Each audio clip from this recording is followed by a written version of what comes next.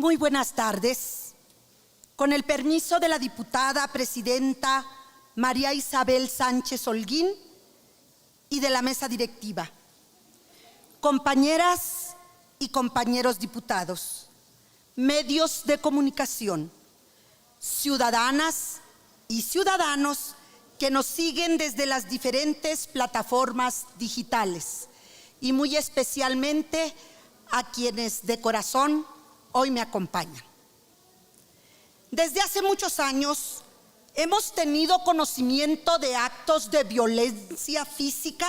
verbal y digital que de manera cotidiana se da entre estudiantes, de docentes a estudiantes y de estudiantes a docentes. Cuando de violencia de estudiantes hacia docentes se trata, poco se ha realizado para garantizar los derechos a un trabajo decente y a la integridad y seguridad personal. Dos derechos fundamentales que se necesitan revisar y garantizar, ya que de manera cotidiana los profesores viven presiones, maltratos, insultos, agresiones verbales y físicas, actos que van desde intimidaciones, amenazas, robos y coacciones por parte de los alumnos e incluso de sus familiares. Esta violencia normalmente se ignora, minimizándola al solo reportarla o verla como indisciplina, relacionándola como parte de su rebeldía a la autoridad en su etapa de adolescencia. Durante los últimos años, los registros periodísticos y académicos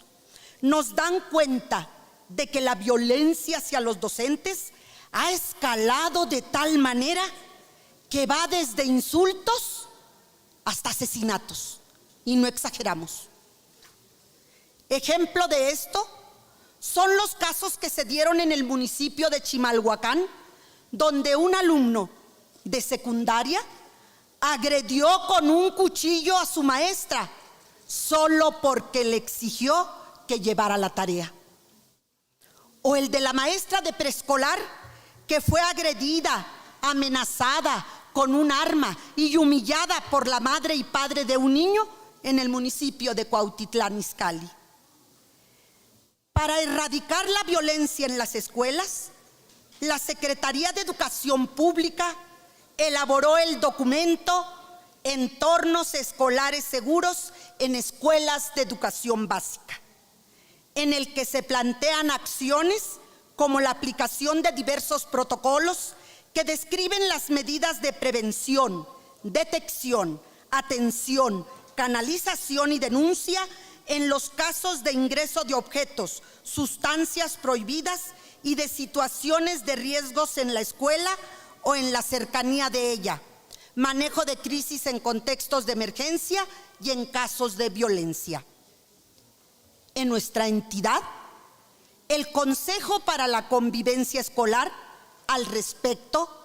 también ha implementado diversos manuales con el mismo objetivo para fomentar una cultura de paz en las escuelas.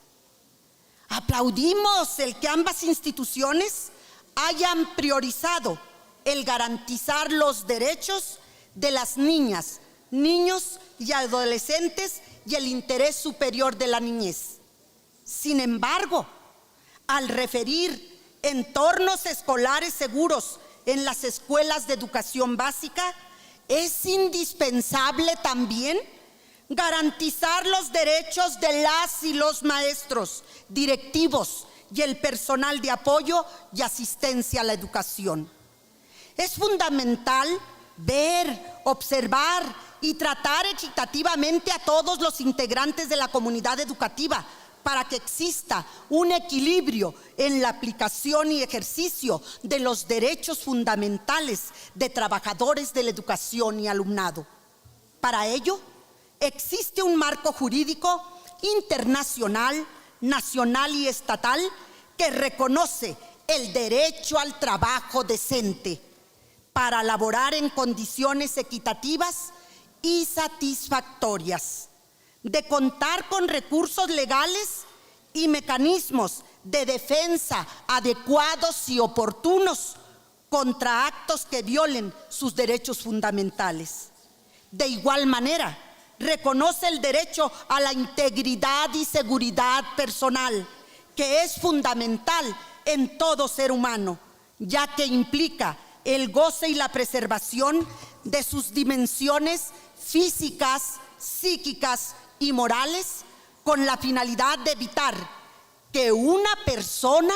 sea objeto de maltrato, ofensa, tortura o ser tratado de manera cruel o inhumana en menoscabo de su dignidad e integridad. Este derecho es un bien jurídico e inviolable, ya que su vulneración tiene como consecuencia la afectación de otros derechos. El no poder ejercer este derecho en el caso de los docentes y el personal de apoyo y asistencia a la educación pública y privada atenta y repercute directamente contra el objetivo de alcanzar la excelencia educativa, ya que sin la integridad física, emocional y mental están en riesgo la productividad, eficacia y eficiencia en el trabajo, la cual se ve gravemente dañada, como lo explica la Organización Mundial de la Salud cuando asegura que para todos los trabajadores, unos entornos de trabajo seguros y saludables no solo son un derecho fundamental, sino que también tienen más probabilidades de mejorar el rendimiento y la productividad en el trabajo, mejorar la retención del personal y minimizar la tensión y los conflictos. En nuestra entidad,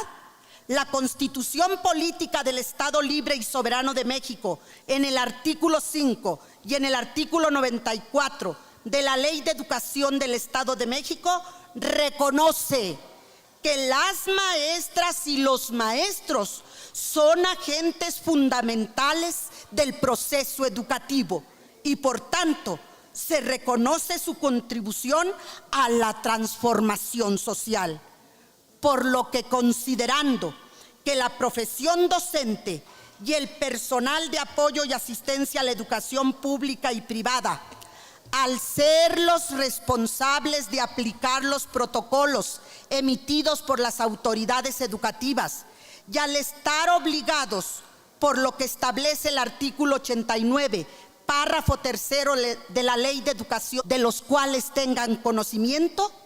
se les debe garantizar y proteger sus derechos, principalmente el derecho a la integridad y seguridad personal.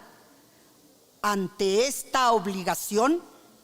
se encuentran expuestos a diversos tipos de violencia que pone en riesgo su vida porque corren el peligro de ser considerados soplones. Es necesario reconocer que no debemos abandonar a quienes históricamente han educado a los y las mexiquenses. Adicionar en la Constitución Política del Estado Libre y Soberano de México y el Código Penal del Estado de México los mecanismos legales de defensa sin menoscabo de su derecho al trabajo libre, digno y decente, y otorgarles una mayor protección legal ante cualquier acto de violencia a los que están expuestos. Esto incidirá en el ejercicio pleno de su labor docente y en la concreción de la excelencia educativa planteada en el artículo 3 constitucional. Por lo anteriormente expuesto, someto a la consideración de esta soberanía el siguiente decreto. Primero, se reforma el párrafo 21º del artículo 5 de la Constitución Política del Estado Libre y Soberano de México. Segundo, se adiciona la fracción 13ª al artículo 238 y se adicionan el artículo 256 bis y la fracción 4ª del artículo 258 y la fracción 8ª bis del artículo 266 del Código Penal del Estado de México. Transitorios. Primero, publíquese el presente decreto en el periódico oficial Gaceta del Gobierno del Estado de México. Segundo, el presente decreto entrará en vigor al día siguiente de su publicación en el periódico oficial Gaceta del Gobierno del Estado de México. Dado en el Palacio del Poder Legislativo, en la ciudad de Toluca de Lerdo, capital del Estado de México, a los 2 días del mes de abril del año 2024. Es cuanto, diputada presidenta. Muchísimas gracias.